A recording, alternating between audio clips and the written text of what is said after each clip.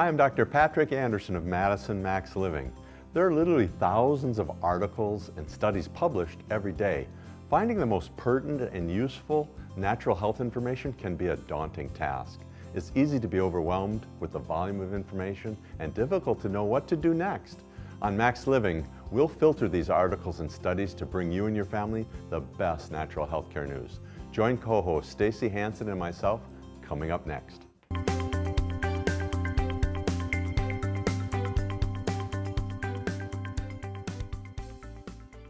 Welcome back to Max Living with Dr. Patrick Andersen. We're talking natural health care news again today, and we've talked a lot about food in the past, but exercise is a big part of having a healthy lifestyle, and there's a lot more to it, Dr. Pat has found, than just losing weight, which is why a lot of people start doing it. Or looking good. Or looking good, which, let's face it, that's probably high on a lot of people's lists of starting to exercise. But there's a lot more to it. In fact, you found an article where there's actually 14 health benefits. Subtle but powerful health benefits of exercising other than weight loss. So to start out with, it improves depression without drugs. The one even before that, though, a consistent medium intensity routine is a proven cold stopper. Taking a brisk 40-minute walk 4 days a week can cut the number of colds you experience 25 to 50%. Wow. And the colds you do catch shorter by half. Oh, that's studies great. show. Especially if you've got little ones at home and they're always bringing home colds. That's a nice barrier. Just from exercising. Yeah. A brisk 40-minute walk 4 days a week. And a moderate exercise also boosts the number and activity of killer cells, which are a very important immune cell for to cancer. Kill those viruses or Yeah, cancer. and even cancer cells. The killer cells Wow. are very important. It improves depression without drugs. One study divided men and women with depression into 3 groups. One followed aerobic exercises, one took antidepressant, Zoloft, and the third did both. After 4 months, all participants had about the same improvement in the depression, and what that did was suggest that exercise could be an acceptable substitute for antidepressants. Wow, so they're looking at... And there's more and more studies like that. Cardio type of exercises for those exactly. folks. Okay, that's interesting. And the relapses in the exercise group were far less. Relapses into depression, which is a major concern. Wow, because they probably kept going with their exercise too, yeah. It helps prevent and treat osteoporosis. So one of the big things with that is that when you demand weight loading of bones and movement, the matrix of the bone is going to build up more. And when you demand it, then the bone gets stronger and healthier. So you're looking more at weight training for those. Yes. It lowers blood pressure down to safer levels. Mayo Clinic suggests walking, cycling, swimming, and strength training, and reduced blood pressure. Reduces chronic pain. And only 10 minutes showed to reduce chronic pain and improve endorphins in the body. It increased pain tolerance in a study out of Sydney, Australia. So this is particularly helpful with someone with fibromyalgia. Like riding a bike for 30 minutes has been shown to be very helpful in managing fibromyalgia. Well, that's great. That exercise, because it's an epidemic condition, multi-system condition. It battles chronic fatigue syndrome. So those that are chronically fatigued, if you get moving, you do better. It helps prevent multiple types of cancer. Exercise alone. This regular exercise can lower your risk of colon cancer by about 25%. Half-hour walk 4 times a week in that particular study.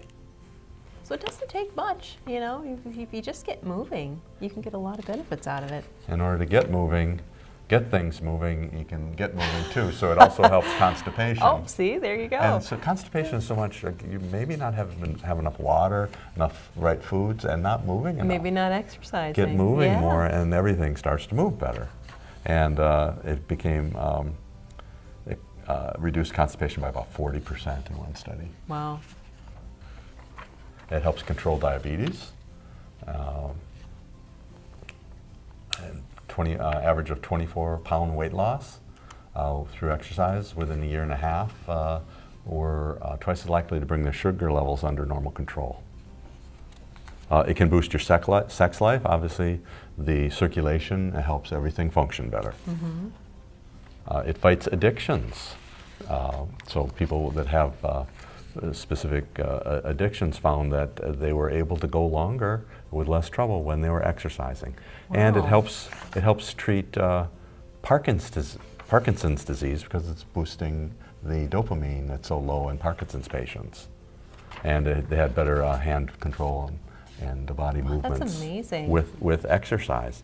And stroke prevention, about 20% less strokes with someone who's doing regular exercise. So, and you feel better doing it. So it's hard to beat exercise. You know, you really can't be healthy or at your best health if you're not getting exercise, and there's many ways to do it. Like you say, our bodies are made to move. Motion is life. So stay with us. There's more healthcare news right after the break. Have your questions for Dr. Pat answered on an episode of Maximize Living. Send your email to drpat@wi57.tv. Welcome back to Max Living with Dr. Patrick Andersen, Natural Healthcare News. Now we've got you exercising based on the last segment. We know that motion is life. Yep.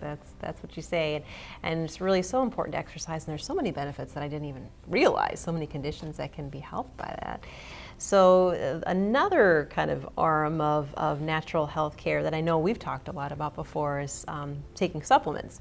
And there's an article here from Bonefire Health, and they say that the 3 of the supplements that you should take, and I know you had a few more, were fish oil, the omega-3s, probiotics, and then a whole food supplement every day. They had some interesting tips here on ways to get you to remember to take your supplements that I thought were kind of fun. The first was, make a rule that you can't leave the house without taking your supplements in the morning. So you just know that you're going to take them. But this is the one I thought was kind of funny, and I don't know if you tried this. Put your car keys in the fridge next to your probiotics. Isn't that funny? Because those are refrigerated. So you can't leave the house without touching and taking your supplements.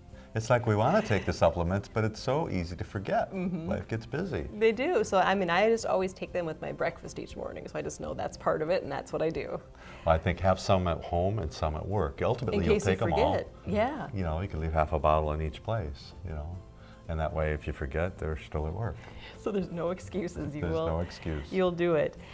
So the one that you may not have heard before is the whole food supplements. I'll kind of jump to that one. So they mention here about some of the big brands. They're actually made from basically pharmaceutical chemicals that are made to simulate these vitamins that you get from food, and they're saying that's not as good as vitamins actually made from whole food. It's the organic, synthetic argument. Yeah. And they're different. Ones from Whole Foods have a lot more synergistic factors in it. So your best are those made from whole foods with all the factors that help the absorption and assimilation of that nutrient.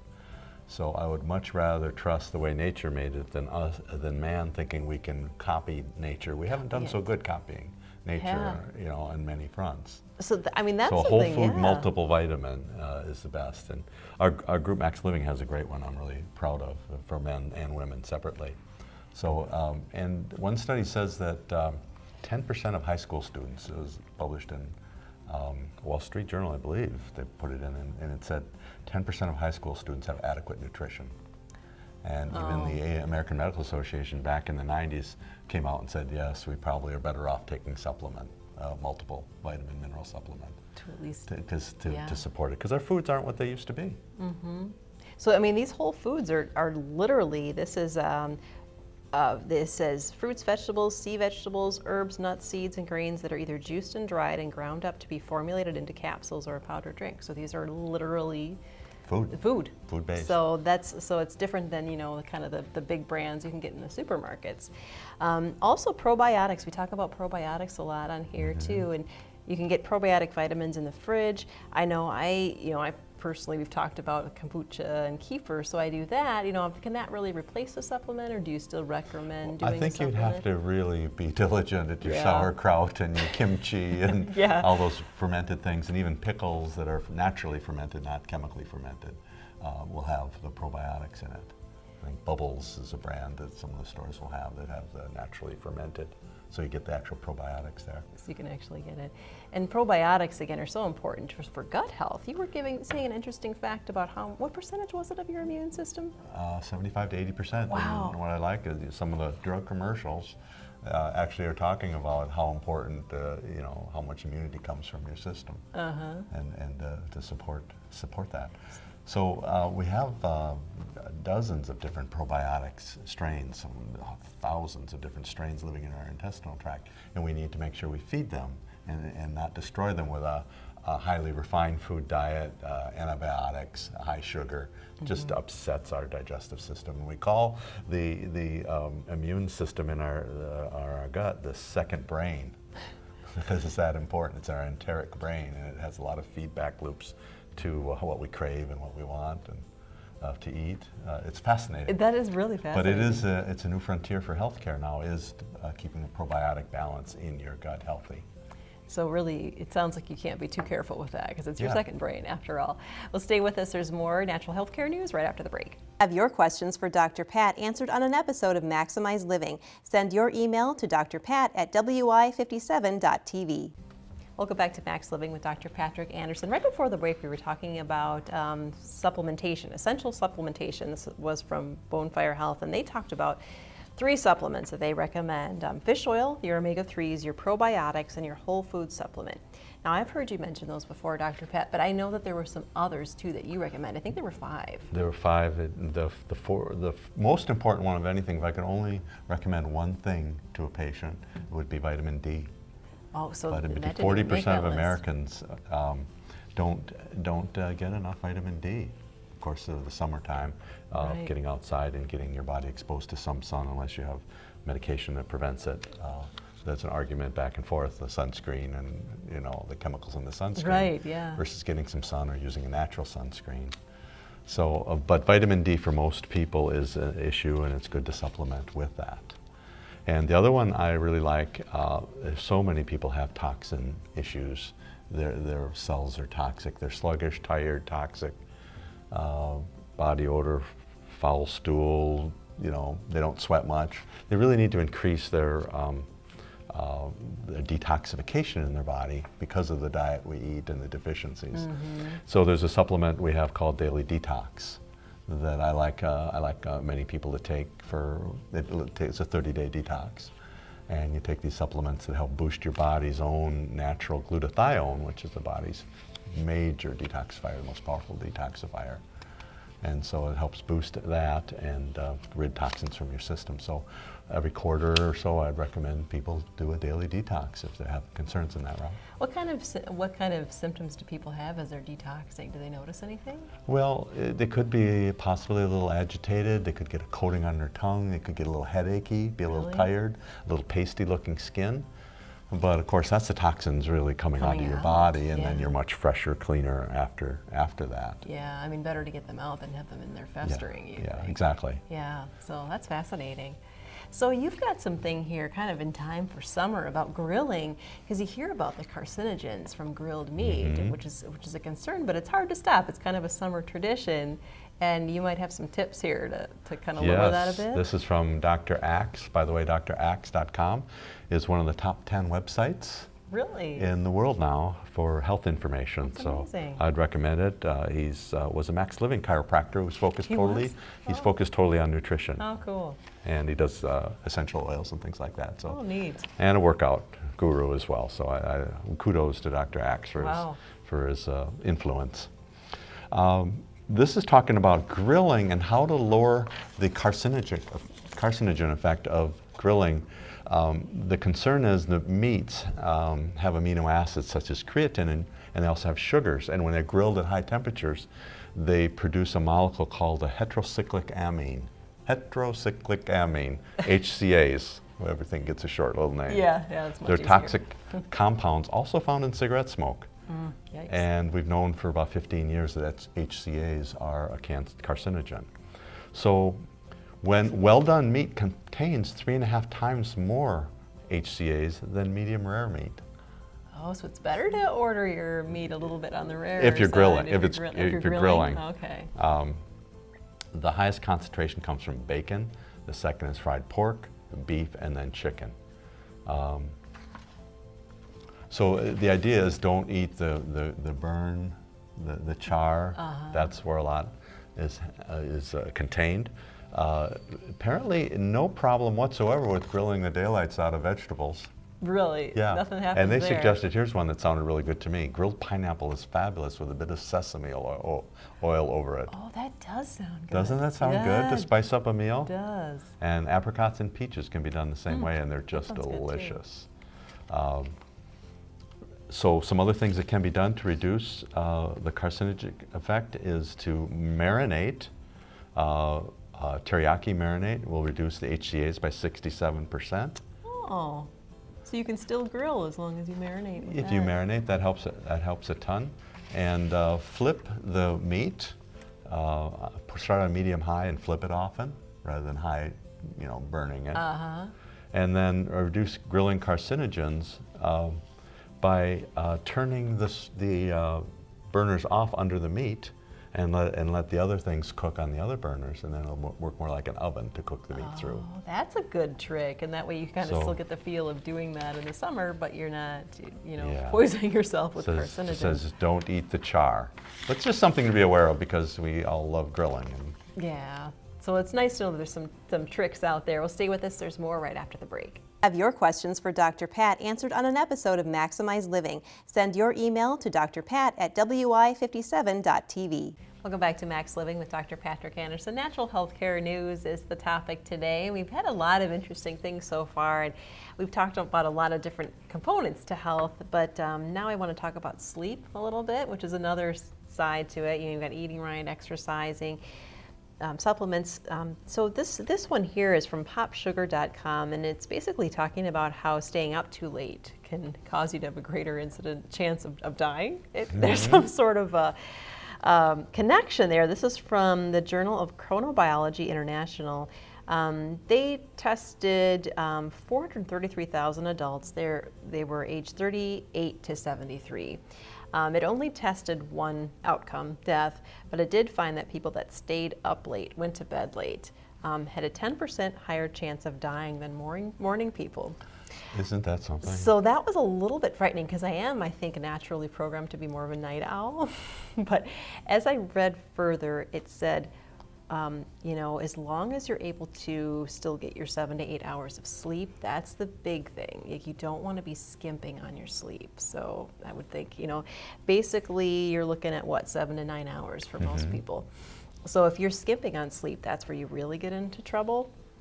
And, That's high percentage, 10%. isn't it higher 10%? than- So maybe those people were then still getting up early, super early for their, early morning jobs or whatever they had to do. And they said that the biggest concern, one of the big concerns about it is the adverse effects it can have on your circadian rhythm, which relates to your adrenal gland function and affects the timing and release of cortisol. So that can regulate your blood pressure, blood sugar. So really important to make sure that you're getting enough sleep. So if you are a night owl, make sure you're in a situation where you can sleep a little bit later to get that 7 to 9 hours of sleep. But 1/3 of all people don't sleep well on any given night, And so that's it's gotta a add big up. concern. And so many people will do drugs, and we just recently heard someone blame Ambien for the tweet, Yes. Roseanne Barr's tweets. yeah, Those things can really influence how you act. And I've read where you can have outbreaks of anger in the morning after taking sleeping medications of certain ones. really. So if someone isn't sleeping well, look at natural corrections first. They're long lasting without all the side effects. What do you recommend for the natural, if anyone's suffering out there? Well, I think look at melatonin, look at the magnesium, look at a valerian root, passiflora combination. Those are things that can be helpful. And winding down before the end of the night, making sure you aren't staying up on your computer and then going to bed after, because there's just that blue light is just so much stimulation. And maybe again the meditation too. A or few minutes of prayer, if that's what you meditation, some do. stretching, spinal exercises before going to bed. Yes, definitely want to do those spinal stretching exercises. Those are the best things. There's a show on that. Look for that. Well, what do you got, Dr. Pat? Some I've more got spinal things. More doubt is cast on surgery for spinal compression fractures. As a chiropractor, I've seen people with compression fractures. And one of the treatments that has been used is called vertebroplasty, which there's an injection of a compound, a cement-like compound, to help stabilize the area. But this particular study, Dr. Tyndall from Lenox Hill Hospital in New York City said that wasn't effective, and there's potential complications of putting this cement in to take over for the bone that actually collapsed. Wow. So then you'll see abrupt curvatures in the spine and significant shortening. I've had patients that lost as much as 5 inches in height. Right, wow, Because of the spine. That's incredible. So that's why as a chiropractor we talk about taking care of the spine, doing your exercises, getting your supplements, keeping things strong and aligned so that you don't run into these kind of things. That the best time to help someone is before it happens. So it doesn't happen. You can prevent so much of this or delay it significantly. So this study says that particular form of treatment wasn't effective, and they discouraged doing vertebroplasty. And it is fairly widely used. So I think just for the general public, do some research and talk more about procedures like that. Yeah, definitely know what you're getting into.